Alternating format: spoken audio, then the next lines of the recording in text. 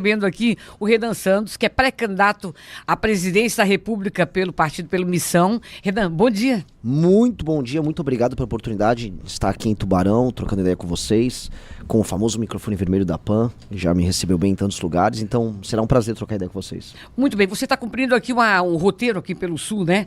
Como é que está esse trabalho aqui agora de visitação, principalmente aqui no Sul? Como é que você passou por Criciúma ontem? Criciúma ontem, fica no sul do estado, daqui vai para onde? Aí daqui é retornar para São Paulo. Eu vou ter mais agendas em São Paulo, então daqui eu vou para Floripa eu pego avião para São Paulo, aí tem um pequeno dia em São Paulo, já embarco para Vitória do Espírito Santo e continua a agenda. Esse roteiro é mais para visitar a imprensa ou você tem contato com o partido também? Não, é contato com problemas nas cidades, contato com pessoas, eventos que a gente faz e muita imprensa. Ser questionado na imprensa, apresentar nosso projeto. Basicamente uma turnê para ser conhecido e entender também o espírito não só do estado como um todo, mas das regiões. Ontem fui em Criciúma, fui tanto ver elementos interessantes numa cidade como Criciúma, mas ver os problemas. Até deu uma polêmica que fui num bairro chamado Pinheirinho falar sobre o avanço da Cracolândia ali naquele bairro. Igual eu fiz no Maranhão também. Você pegar elementos interessantes, pegar sugestões de projetos e levantar também os problemas para que as pessoas sejam provocadas a buscar uma solução. Então, a agenda em Santa Catarina foi toda nessa linha. Antes de qualquer pergunta, eu queria que você um pouquinho falasse quem é o Renan Santos, para que as pessoas, para que o nosso ouvinte conheça um pouquinho mais. Pois é, o Renan é um cara de 42 anos, nascido em São Paulo, filho de uma família de classe média, típica. Minha mãe psicóloga, meu pai advogado. A gente era de um bairro operário ali, a Moca, bairro dos italianos. Fui sempre um bom aluno nas escolas que eu estudei. Foi mesmo? Foi mesmo? Só apanhava da minha mãe. Senão minha mãe me dava uma chinelada lá. Então, era por bem ou por mal. Mas eu gostava de estudar, aprendi a me alfabetizar muito cedo. Depois passei na faculdade de Direito da USP. Lá comecei a fazer política, comei minhas primeiras brigas com o PT aqui e ali. Ali já não fui um bom aluno na faculdade e também não gostei do curso, queria trabalhar, queria virar empresário, aprendi a vender, aprendi a montar produto, criar produto, fui empresário, ajudei meu pai, depois tive meus próprios negócios. Foi uma trajetória própria muito, muito legal, que me amadureceu muito. E aí, em 2013, eu vi aquelas manifestações dos 20 centavos, e aí aquilo que eu me lembrava na faculdade, aquele espírito, falando, não, preciso ajudar, preciso mudar, tal. Participo das manifestações, aprendo a organizar manifestação. E aí em 2014, com o Kim Kataguiri, um amigo meu japonesinho lá de São Paulo, e mais alguns amigos, eu monto o MBL e a gente convoca as manifestações. É o Movimento Brasil Livre, né? Exatamente. Convocamos aquelas manifestações que derrubaram a Dilma, entre 14, 15 e 16. Derrubamos a Dilma, depois apoiamos a prisão do Lula, apoiamos a Operação Lava Jato e o resto é história, né? E aí, anos se passaram, né? O Bolsonaro chegou ao poder e a gente manteve a mesma postura crítica que a gente tinha com relação ao PT, ao Bolsonaro. O público atacou, falou, não, vocês são comunistas. Eu falei, pô, mas eu só tô cobrando, a minha função como um movimento que cobra. E aí as pessoas não aceitaram, falaram assim, mas se você quer criticar, você tem que dar uma alternativa. Eu, beleza, então vamos montar um partido. E aí montamos um partido que chama Partido Missão. E aí, com esse partido de Missão que ficou pronto no final do ano passado, estamos concorrendo agora às eleições. O Missão, deixa eu só olhar aqui, porque o Missão, eu estava olhando até o Missão, ele ele faz crítica tanto para a direita quanto à esquerda. O partido Missão, ligado ao Movimento Brasil Livre, aprovado lá em 2025, né? Ele posiciona no campo da direita liberal. A legenda busca se firmar como alternativa conservadora nos costumes e liberal na economia, distanciando-se do bolsonarismo, mas ficando em oposição da esquerda. Como é que é isso? Porque hoje a gente vive uma polarização, né? Lula ou Bolsonaro. Como é que o partido, como é que a Missão é contra o Lula e contra o Bolsonaro? Como é que você fica até como candidato? Olha, as posições que nós temos e a visão que a gente tem de Brasil, elas não dependem nem da existência do Lula ou nem da existência do Bolsonaro para acontecer. Porque muita gente existe na política só para ser oposição a um ou outro. Eu odeio essa esquerda. Eu odeio o Bolsonaro. Nós somos nós. Nossa existência não precisa depender dos outros. Eu não preciso me opor ao PT para dizer que eu sou de direita, nem me opor ao Bolsonaro para dizer que eu não passo pano para ninguém. A oposição se dá porque eles cometem erros, eles agem com intenções erradas e nós denunciamos isso. E diferente de todo mundo no nosso campo político, a gente não tem medo de perder seguidor, de perder voto, falando o que a gente acredita. Porque se a gente vai ficar de fingição e aí vai ficar com aquele teatrinho do tipo, tem um escândalo do Banco Master, eu só vou falar o lado que pega o PT. Que muita gente faz. Ou o petista, tem um escândalo do Banco Master, eu vou falar do lado que pega o Bolsonaro. E hoje o pessoal cobra muito isso, né? Lógico. Ou você é PT ou você é Bolsonaro, né? Aí você só conta meia história. Aí existe meia corrupção, existe meio sistema. Eu não caio, eu não compro esse papo. O escândalo do Banco Master é um escândalo que pega a gente de todos os lados. O escândalo do INSS... Todos os partidos. É, lógico. Pega Centrão, pega STF. Aconteceu durante o governo Bolsonaro a maior parte do tempo. Depois ele se infiltra no governo do PT. Aliás, ele começa inclusive no PT da Bahia. Então é um escândalo que ele é ecumênico. Todo mundo participa. E aí a gente vai ficar fingindo só pra fazer assim, o meu lado aqui é menos ladrão do que o seu. Eu não compro isso. Ninguém tem que ser ladrão. Todo mundo tem que ter um projeto. Eu olho, né? Eu faço um desafio aqui pros fãs do Lula que estiverem nos assistindo, ou fãs do Flávio. Qual a proposta dos dois? O Flávio, ele deu uma entrevista no Rio Grande do Sul, dizendo assim, eu não vou falar quais são minhas propostas porque eu vou perder voto, vão bater em mim. Aí entendi, então, ela garantia sou idiota. O cara quer concorrer a presidente, mas não fala com proposta. O Lula fez a mesma coisa em 2022. Ninguém sabia quais eram as propostas do Lula. Só ficou lá, você vai comer uma picanha. Porque isso não é proposta. Agora, né, não, fica tranquilo, o Lula tem uma proposta. Qual? Sei lá, o pé de meia. Pé de meia? A proposta do cara é pé de meia. Não, é redução da escala 6x1, como está sendo discutido agora. Que inclusive botaram essa proposta como PEC, isso foi denunciado pelo deputado Kim Kataguiri. Aliás, foi aprovada ontem na Comissão de Constituição e Justiça. Sim. O que você acha da... É malandragem. Isso é malandragem. Pra pessoa que está nos assistindo aqui, tá? Entenda uma coisa. A discussão não é assim, olha, eu posso ou trabalhar na escala 6x1, ou trabalhar 5x2 com uma jornada menor e ganhar a mesma coisa. Isso não existe. A discussão é, ou mantém-se o que tem aqui, ou reforma para ter mais liberdade, ou não haverá emprego. E aí a pessoa vai ter que tomar uma decisão. Porque quando coloca a verdade, que é os empregos vão raliar e boa parte das pessoas vão para informalidade, aí muita gente fala, opa, volta atrás, não sabia. Mas o que o governo está fazendo, com os deputados puxando o saco nisso, é só tocar uma agenda populista, malandra, para ganhar a voto das pessoas no período eleitoral. Só que vai quebrar um monte de empresa. Eu vou dar um exemplo, não quero me estender, mas isso é muito importante. Você tem ainda aqui no Brasil empresas que estão nas famosas cadeias globais de produção. O que é uma cadeia global de produção? Você tem, por exemplo, uma sistemista, é uma fábrica que produz componente que vai em carro. Ele produz componente, sei lá, vou dar um exemplo, um airbag que vai num carro que é feito numa fábrica no Brasil, numa fábrica no México, numa fábrica nos Estados Unidos, numa fábrica na Índia. Esse sistemista, se o custo de produção dele aumenta no Brasil, ele não vai conseguir vender para os outros países. Os outros países vão comprar esse mesmo componente de um outro fornecedor, sei lá, na Tailândia.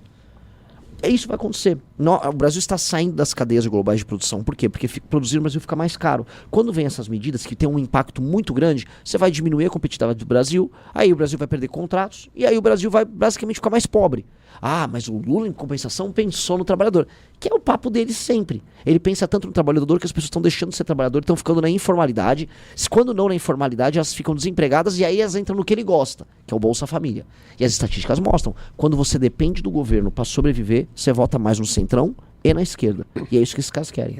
Nós estamos ao vivo, tá? Ao vivo e a cores é do YouTube da Rádio Jovem Pan, você pode nos acompanhar, e também do Renan Santos ali, ele também está no YouTube, ao vivo você pode acompanhar aí a nossa entrevista também, se quiser fazer algum questionamento, e aí ouvir um pouquinho mais das propostas do candidato. Agora, Renan, você tem prometido, né, um combate radical às facções. Como você pretende fazer isso? Porque a gente sabe que hoje as facções elas estão envolvidas também na política e muitos políticos são eleitos bancada por eles. Como é que você pretende fazer isso? Acabar com isso?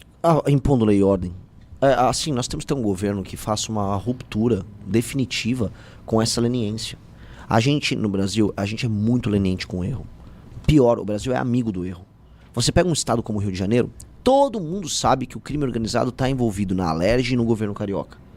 Todo mundo sabe, pegaram lá o ex-presidente ali da Alerj no Rio de Janeiro, e ele tinha envolvimento com o THJ, que tem envolvimento com o Comando Vermelho.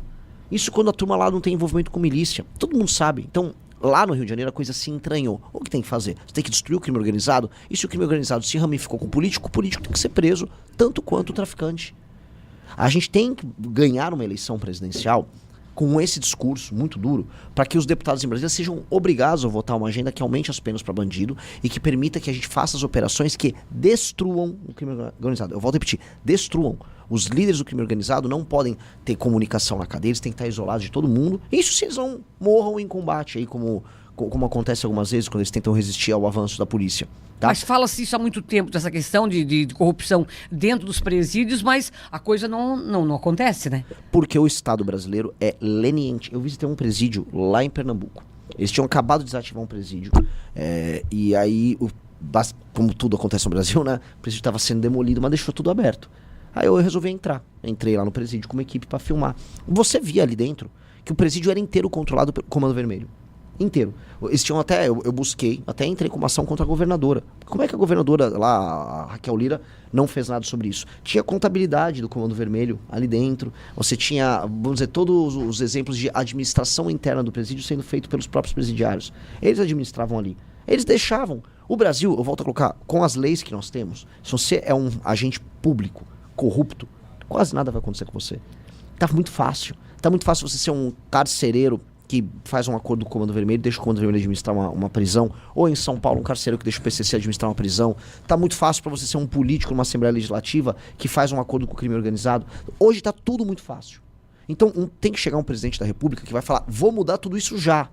Esse é o nosso foco. Nós tivemos já muitos que disseram, vai mudar e acaba não mudando. Que entra do governo, sai governo e acaba ficando praticamente a mesma coisa. Olha, na presidência da República, que eu me lembre, nos últimos 20 anos, o único que entrou com esse discurso de vou botar lei e ordem foi o Bolsonaro. E ele não fez. Pois é, exatamente. Ele não fez. O Lula nunca teve esse discurso, a Dilma também não teve esse discurso, Michel Temer era vice, o Fernando Henrique era outro discurso. O cara que entrou com esse discurso foi o Bolsonaro. E o Bolsonaro frustrou muita gente, porque as pessoas esperavam que ele ia pra cima do crime. Pois bem, o Bolsonaro não passou nenhuma legislação que envolva o enfrentamento ao crime organizado. Isso precisa ser dito, porque o Bolsonaro foi eleito com essa plataforma. E aí quando o ministro Sérgio Moro tentou passar uma agenda disso, na época, no Ministério da Justiça, que era o pacote anticrime dele, o pacote foi desmontado e sabotado pelo Congresso e o próprio Bolsonaro. O Bolsonaro largou ele à própria sorte.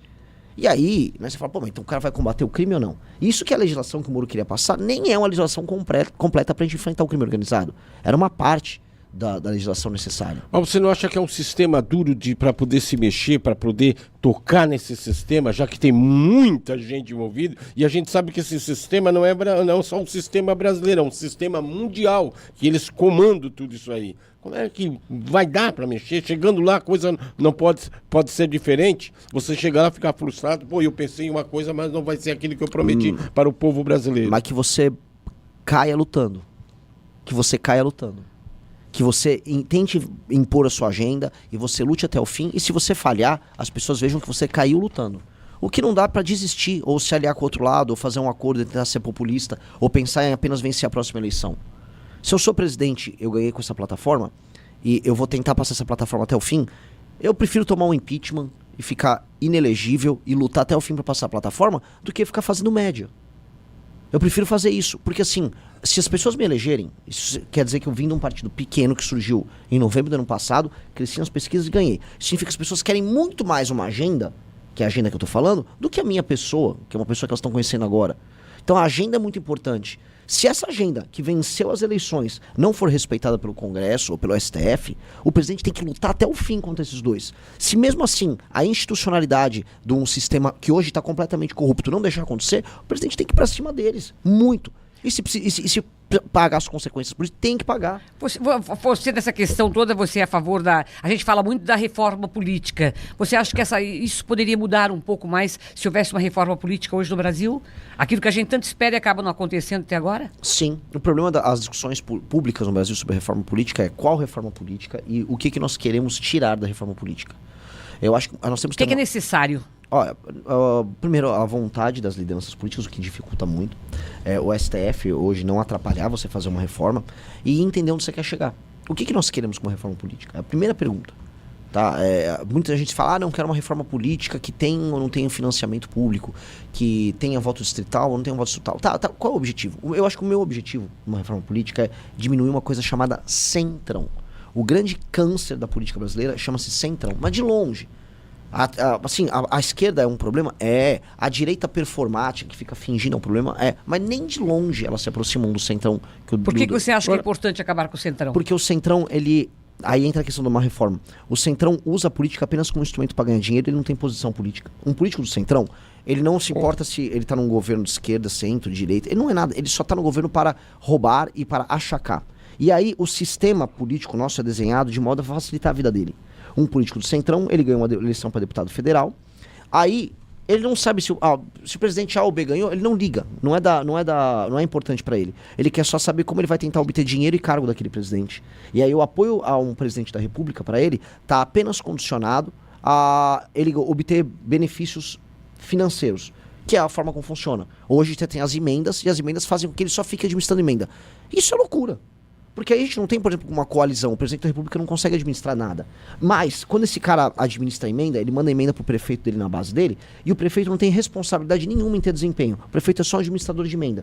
Você é a favor de manter as emendas ou não? Eu sou a favor de reduzir o tamanho das emendas, que hoje elas estão chegando na casa dos 65 bilhões, a coisa assim, ultrapassou qualquer nível de razoabilidade.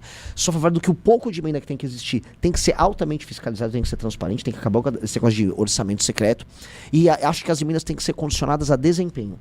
Então, se você mandou uma emenda para um prefeito que não está entregando melhoria no desempenho, está proibido de mandar emenda para aquela cidade. Por quê? Porque o prefeito tem que pular, tem que se picar para melhorar a vida das pessoas e não ficar usando emenda para comprar voto, que é o que acontece. Emenda, conforme os municípios vão, a gente vai para os municípios menores e mais pobres, emenda é apenas um instrumento de compra de voto e roubalheira. E quando você vai para estados como Maranhão, como eu estava lá, é só isso. Acho que não tem uma emenda lá no Maranhão que não seja roubo. Todas elas. Tudo roubo. E você é a favor ou é contra a reeleição? Para grandes cargos no executivo, vamos botar um governador ou um presidente da República, eu sou a favor de mandato de 5 anos, sem precisar de reeleição.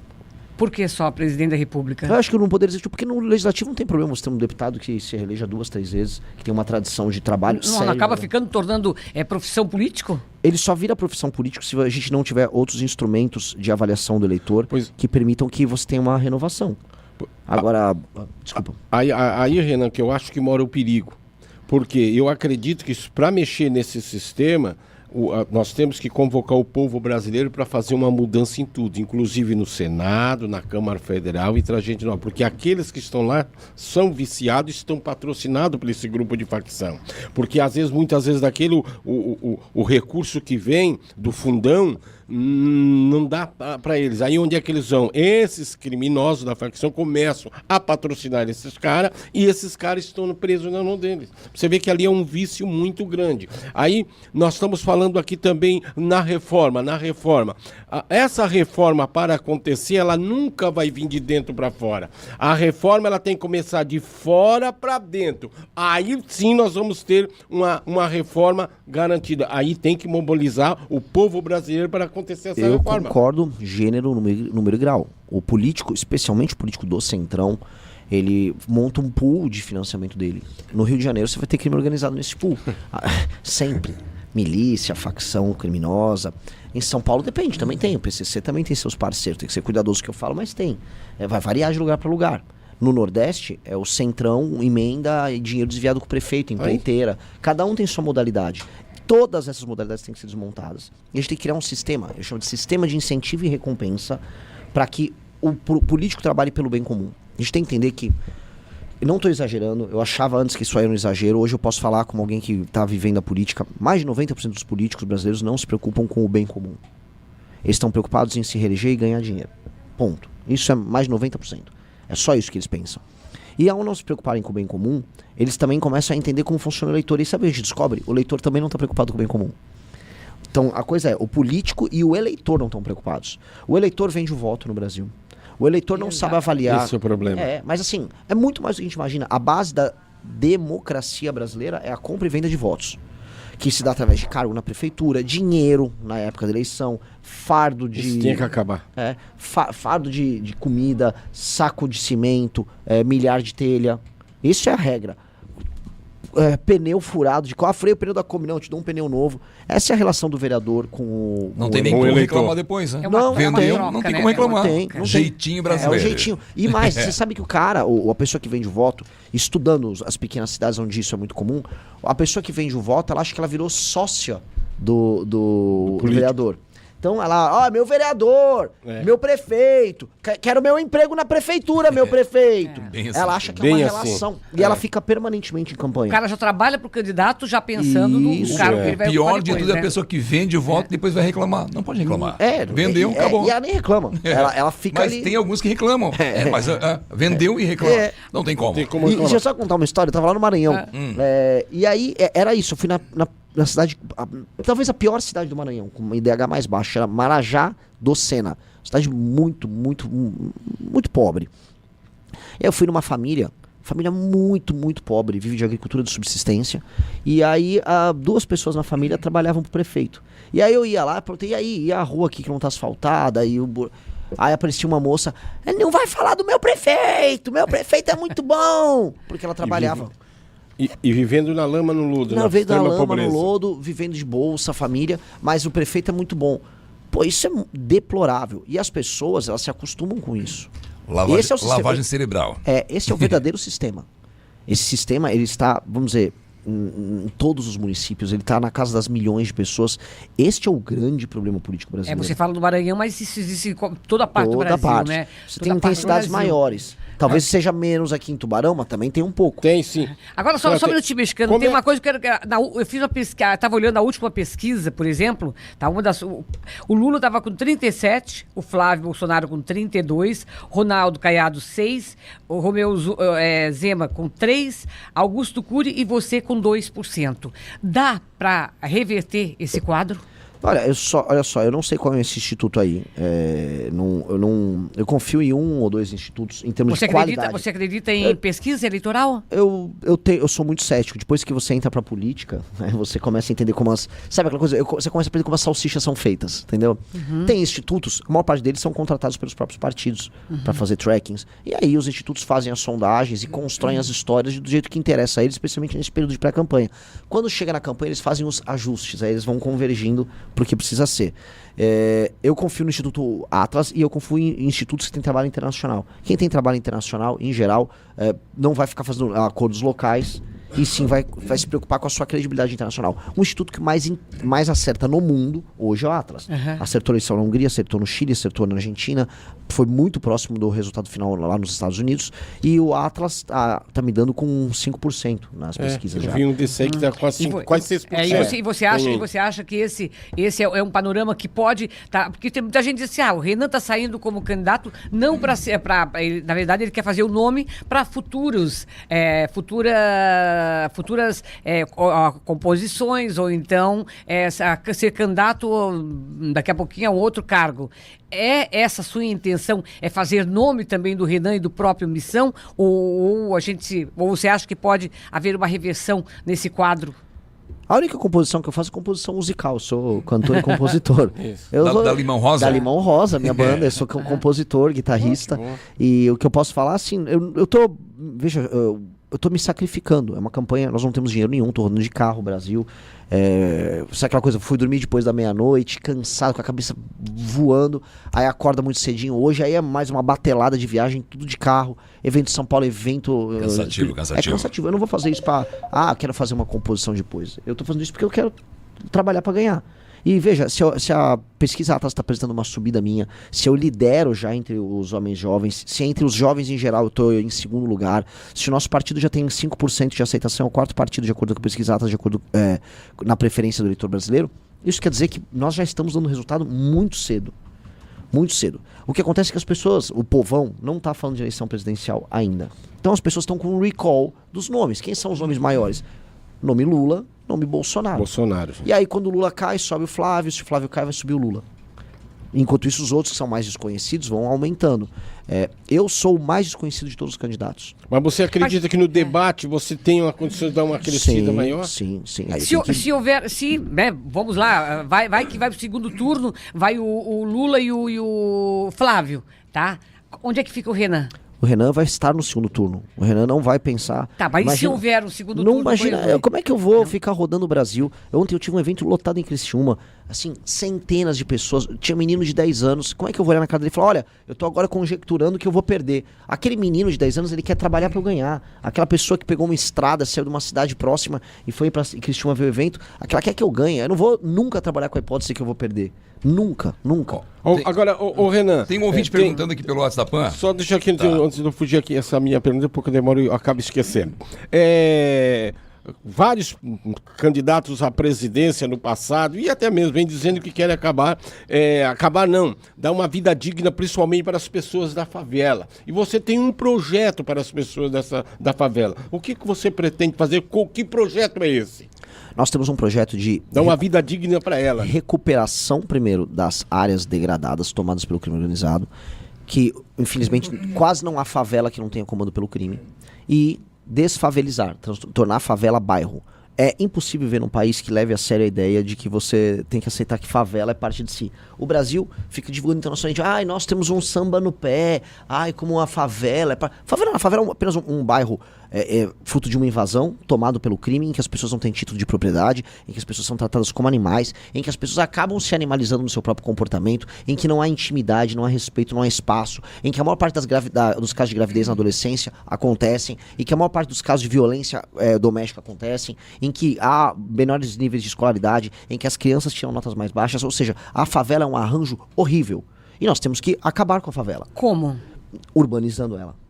Definitivamente urbanizando. Retomando primeiro, afastando o crime organizado, depois mudando a paisagem dela. Você precisa abrir avenidas e ruas de passagem, você tem que acabar com as vielas, e as casas e os comércios que já estão montados e que são, vamos dizer, estruturalmente sustentáveis, elas ganham título de propriedade, elas se adequam às normas, como qualquer construção normal. E o que está em área de encosta, o que precisa ser substituído para passar de uma rua, fazemos prédios e vamos entregar para aquelas pessoas a propriedade privada delas. Vamos arborizar as ruas, vamos integrar as pessoas, vamos fazer que as pessoas tenham CEP, tenham o seu endereço, vamos colocar uma estrutura de câmeras para que o crime nunca mais volte lá, instalar bases policiais, vamos integrar elas do ponto de vista econômico com o restante das cidades, porque país sério não tem favela. A China não deixou ter favela. Singapura tinha favela, ela acabou com a favela em Singapura. Por que a gente tem que ter favela? Verdade. Por que a gente tem que aceitar? Por que se é uma coisa tão fácil para, não é fácil. acabar com todo esse problema, por que até agora não fizeram? Não é fácil. Não é fácil. Por duas razões. O governo não tem dinheiro. Não há dinheiro para fazer isso. E 2, não há vontade política. Você acha que ele não quer acabar porque também ele leva vantagem, às vezes, no voto daqueles menos esclarecidos? Por isso que ele não tem essa intenção de acabar? Pro político é juntar a fome com a vontade de comer. Não tem dinheiro. E 2, é muito bom você aparecer como político numa favela. Falou, vou cuidar de você. Que é o que eles fazem. Eu vou cuidar de você, você faz acordo com o dono da boca. Aí o dono da boca deixa você entrar, mas não deixa seu concorrente entrar. É assim que funciona. Assim, todo mundo sabe. Só que o Brasil vai e aceita. E o que eu odeio é a propaganda oficial. É quando você liga na TV, vou falar, não, porque, olha, na favela a gente tem um jeitinho, tem um samba no pé. Não, o nosso jogador tem uma ginga. Que ginga? Que papo é esse? Nenhum lugar sério tem favela. Favela tem que ser desmontada. E aí o enfrentamento ao crime que a gente fala tem que ter como continuidade e extensão básica do projeto o fim das favelas. Favela tem que virar bairro. E eu tenho um projeto de 10 anos fazer isso. 10 anos? 10 anos. É 10 anos. 10 anos. Vamos entrar você tem que todo ano urbanizar as áreas, e você tem que entregar de títulos de propriedade, você tem que criar os sistemas de financiamento. Não dá para manter a ideia de favela. Isso é o fim da civilização brasileira. Antes do comercial, tem uma pergunta de um ouvinte aqui, o Vitor Zangali, que mora aqui em Tubarão. Ele escreveu o seguinte, esse cara que está dando entrevista é incrível, proposta atrás de proposta, ideia puxando ideia. Se continuar assim, terá meu voto, ele falou aqui. E ele perguntou o seguinte, se puder perguntar algo para ele, como ele lidará com a questão de imigração em Santa Catarina, principalmente pessoas vindo do Norte, Nordeste e países vizinhos? Já respondo agora? Pode responder. Ótimo. Eu sou o único pré-candidato que está falando isso porque perde voto. Isso perde voto, dizem, né? Mas eu realmente tô naquela linha do sincericídio. Eu vou falar o que precisa ser feito. Todo lugar que tem alta migração interna apresenta um desequilíbrio de região. Na China, por exemplo, as pessoas que moravam na região oeste, né, perto dos desertos, no interior, todos, se fossem migrar todos de uma vez para as cidades no litoral, você ia favelizar a China. A China normatizou e controlou isso de um jeito meio autoritário. Na Alemanha você tem regras em que, por exemplo, uma pessoa, se vai mudar de uma cidade para outra, ela tem que demonstrar que ela tem um lugar para ficar e um emprego.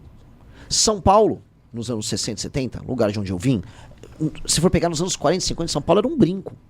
São Paulo recebeu uma migração desenfreada, favelizou, e até hoje São Paulo não resolveu seus problemas. Tem uma periferia gigantesca, o governo não tinha dinheiro para fazer a infraestrutura para conectar as pessoas vivem mal na periferia de São Paulo. Boa parte da discussão da 6x1 é porque as pessoas que moram em periferias de cidade como São Paulo não conseguem ter transporte para ir trabalhar no centro e passam no dia 4 horas dentro de ônibus e trem, não a parte do tempo dentro de ônibus. É terrível, né? E aí, por isso que a pessoa fala que é uma tortura. E é uma tortura com razão. Pois bem, Santa Catarina está se desenvolvendo mais do que outros lugares no Brasil. Logo, pessoas vão sair desses outros lugares e de outros países e vão vir para cá.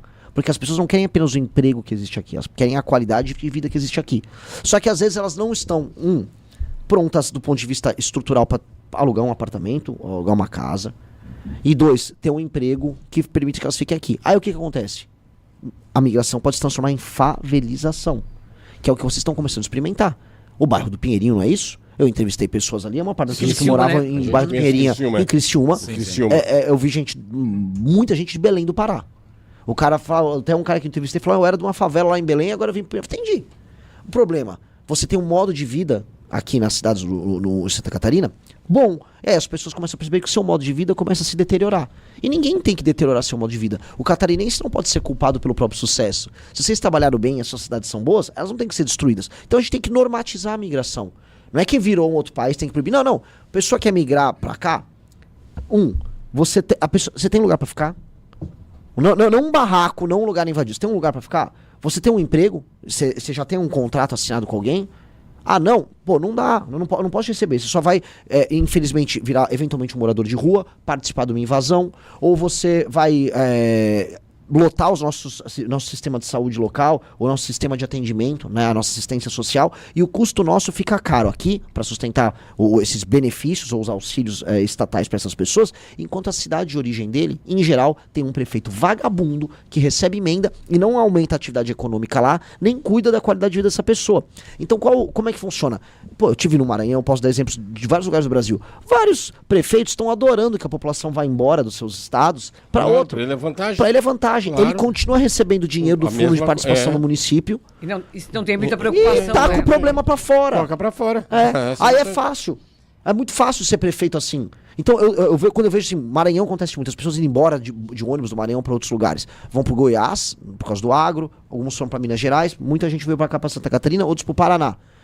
Pro prefeito lá do Maranhão, ele tá, não tá nem aí. Porque o dele tá entrando, tá vendo? E assim, a gente não pode deixar as favelas multiplicarem, e não pode destruir o modo de vida com qualidade de vida que vocês têm aqui. Então eu quero normatizar. Inclusive o vereador nosso de Joinville, o Matheus Batista, com o deputado federal nosso Ken Kataguiri, entraram com um projeto para normatizar a migração interna.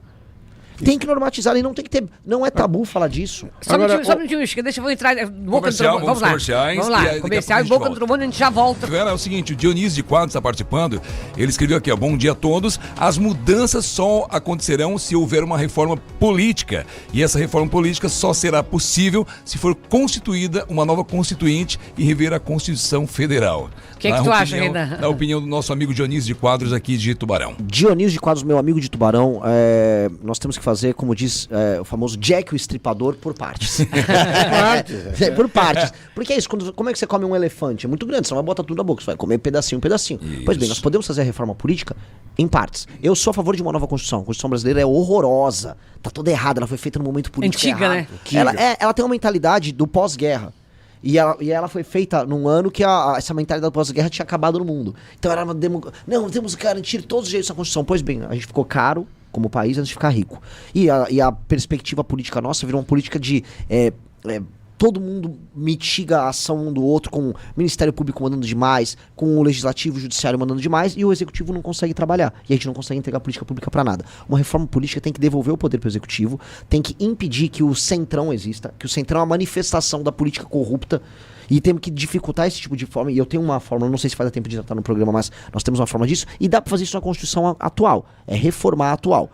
Meu plano, reforma atual, para deixar o Brasil competitivo, ou seja, arruma uma casa, é a famosa gambiarra. Dá a gambiarra nessa Constituição porcaria pro país não quebrar. Logo em seguida, no meu segundo mandato, no mandato de um deputado nosso que ganha eleição para presidente me sucedendo, aí fazemos uma constituinte. E aí a gente deixa o Brasil pronto para ser uma das grandes nações do mundo.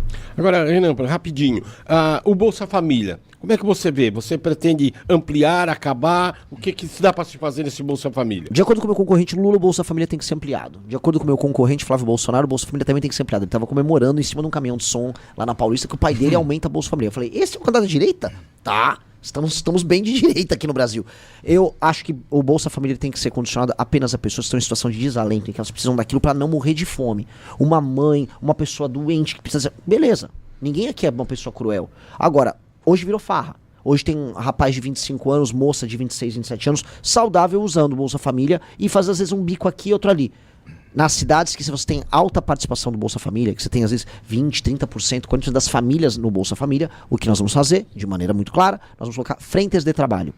O Estado vai, oferece uma frente de trabalho. Ó, você vai trabalhar 3 vezes por semana aqui pra gente recapear as ruas todas do município, pra gente ajudar a recapear a infraestrutura de estradas e rodagens. Ué, lá no Maranhão, como eu vi, no próprio Rio Grande do Norte, aqui em Santa Catarina, tem um monte de estrada que você pode montar frente de trabalho para recapear estradas estaduais, estradas vicinais, as estradas municipais, ajudar a fiação, levar a fiação para áreas rurais, fiação de energia elétrica, fazer esse trabalho de infraestrutura que o Brasil precisa muito e pega essa massa de pessoas que o Estado já está pagando a conta delas, paga um pouco mais, mas elas trabalham.